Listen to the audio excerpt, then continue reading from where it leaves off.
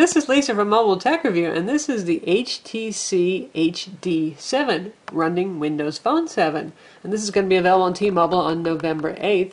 It's going to be $199 after rebate with a 2-year contract, and it is T-Mobile's first Windows 7 phone.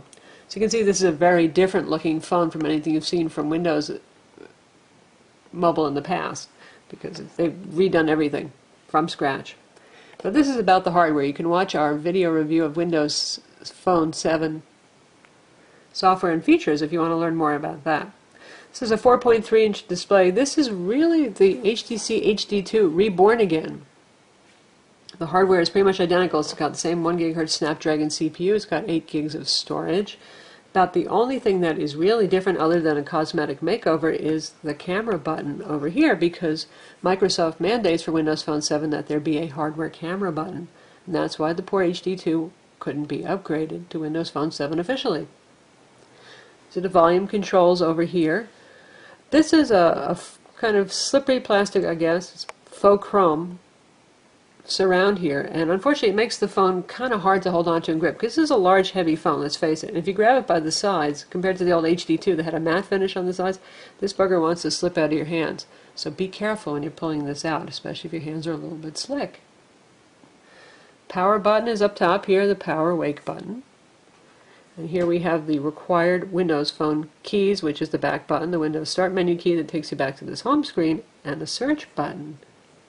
On this side we have nothing, nada, zip. And here we have the micro USB port and the 3.5mm stereo jack. Here, hard to see, but these are little speaker grills right here, and this guy does have kind of loud and brassy audio. It's plenty of volume, but it's a little bit harsh. Now if we take a look on the back, that's where this varies the most from the HD2 here. This is the removable battery area. This is a soft touch finish. It's quite nice. You've got the 5 megapixel camera with your dual LED flash here. It takes pretty decent pictures of the phone, actually. A little opening for the rear speaker grill, and this pops up so you can use it as a stand. It's metal. It's not very thick, and some reviewers were worried about how sturdy it was. I mean, if you grab it and yank it off, it probably would rip off like an old canned pop tab, but as long as you don't do that, I think it would be just fine. To remove the back, you just grab and yank, and here's your battery over here, your SIM card slot. There is no removable storage here. Most Windows phones do not have removable storage. The Samsung Focus is an exception to that. And even then, it's a little bit dicey when you have to use it and swap out cards. So the 4.3-inch display here is pretty much identical to the HD2's, which is to say it's kind of a last generation display. It's capacitive multi-touch, and the multi-touch works wonderfully on this, and the screen feels nice to work with in terms of tactile experience. But what we don't like much is that the screen looks a bit faded. It doesn't have much color saturation, and the viewing angles are not so good. For example, I don't know if you can see this clearly, but the Netflix app here, here's the Netflix red. Now if you turn the phone at a 45-degree angle, it becomes Netflix pink. Not so cool. Other features on here include HTC's own applications. Since this is made by HTC, they have their own little hub here. It doesn't do a whole lot just yet. HTC has about 7 or so free apps you can download from the Windows market, and they don't actually integrate into here, which is pretty weird. But you can see, for those of you who missed the old HD2 flip clock, there it is. This is what the dialer looks like. Obviously the buttons are absolutely huge. They're pretty easy to use, and you also have access to your call history and to your contacts as well. Again, if you want to see how contacts works, check out our Windows Phone 7 video. Speed of the device is very good. The hardware is mandated by Microsoft, so 1 GHz is the required low end for the CPU, and that's what this guy has. We have no complaints at all about the performance and the speed.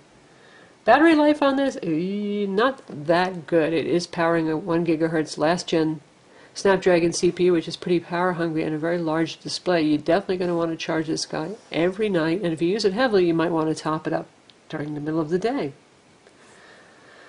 Other software on here is T-Mobile TV, which we just looked at recently on the MyTouch 4G on the Android platform. We're looking at the trial, which was reminding us that we only have 28 days left. So here it is, same interface as on the MyTouch 4G, also made by HTC. And it's really nice. This is a T-Mobile branded version of Mobi TV, and the quality is actually quite good, particularly if you're using Wi-Fi. And you have CNBC, MSNBC, ESPN, some movies you can watch. It's pretty nice set of features. And again, you can try it out for a month and decide if you want to keep it. It's going to cost you $10 a month if you do want it. So we're going to just browse something here so you can see it. And this is both on-demand and live stuff, and you can choose free programs, full episodes, and genres.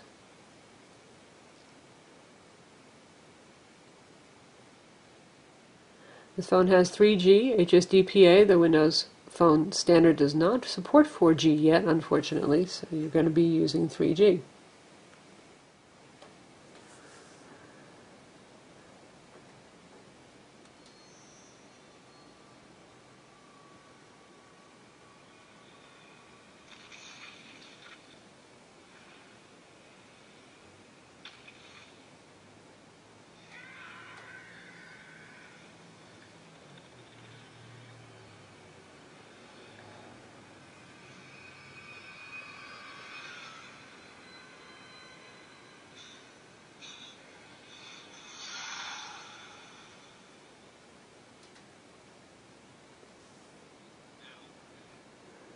So that's over 3G, and the quality could be better. When you do this over Wi-Fi, it looks really nice.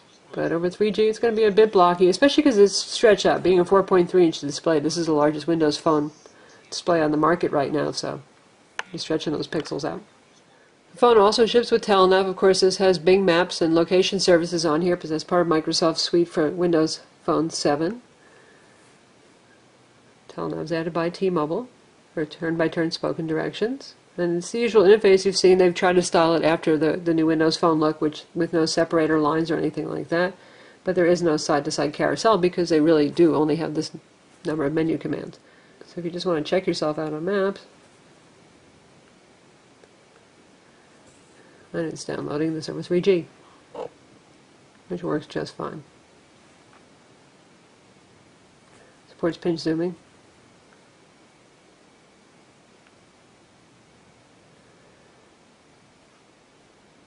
And you've got your usual set of tools and extras over here. You can do drive to by picking a location, and you can just pick a business.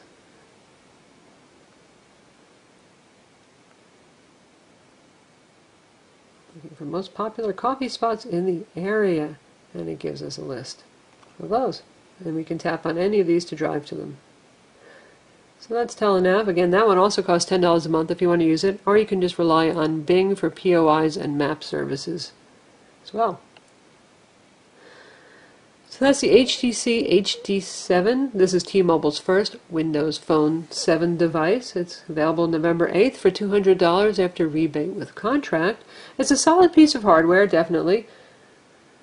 Definitely large too, like the HD2. This is a woolly mammoth of a phone, 4.38 inches, and got some heft to it. The only thing we wish is that the screen were a bit better. Colors are just a little bit faded, and the viewing angles are not so great on this. I'm Lisa from Mobile Tech Review. Visit our website for the full review.